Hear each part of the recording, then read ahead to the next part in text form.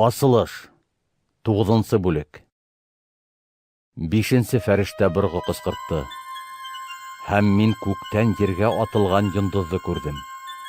Уга упкын кодыгына аскыс бирелде. Йондыз упкын кодыгын асып ебәрде. Унан бик зур мейестән сыккан күк төтен күтәрелде. Был төтендән кояш менән һава караңгыланды. Төтендән ергә саранчалар сыкты.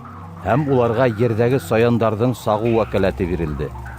Уларга ер өстендәге үләнгә берниндәй дә яшеллеккә, агастарга зыян килтермәскә, фәкать маңлайдарына Алла мисәте һугылмаган кешеләргә генә зарар эшләргә кушылды. Уларга кешеләрне үлтермәскә, 5 ай буе бары тик газапларга рөхсәт бирелде. Һәм был газап саян саккандагы күк була. Ул көндәрдә кешеләр үлем эзләр, әмма тапмас.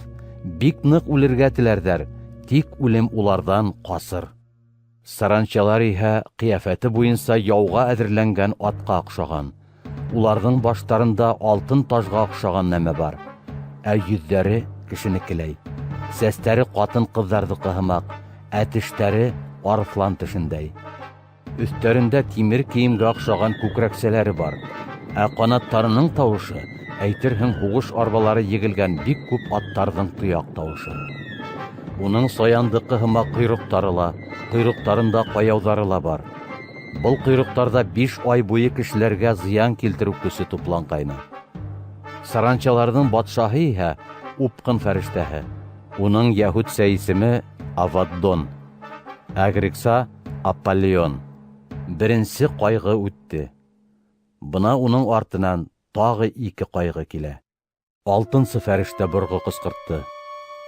Алла алдында торган алтындан яһалган курбан килтерү урынының 4 мөгезенән сыккан бер тавыш ишеттем. Ул тавыш быргы булган 6-нчы фәрештәгә: Büyük Ефрат елгаһы буенда бәйле торган 4 фәрештәне азат ит. Тине. Шунан һуң кешеләрнең өстән бер өлешен үлтерер өчен ошы сәгатькә һәм көнгә, айына һәм йылына тиклем әзерләп куелган 4 фәрештә азат ителде. Уларның атлы гаскәренең ханы 200 миллион ине. Мин уларның исәбен ишеттем. Мин аттарды һәм һабайлыларны ошулай күрдем. Өстәренә уттай кызыл, куе зәңгәр һәм күкерт күк харгыл төстәге күкрәксәләр кигәйнеләр. Аттарның башы арыслан башына охшагайны. Авызларыннан иһә ут, төтен һәм күкерт бөркелеп тора ине.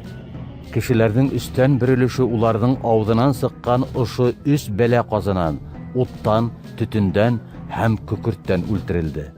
Аттарның көсе уларның авызларында һәм койрыктарында ине.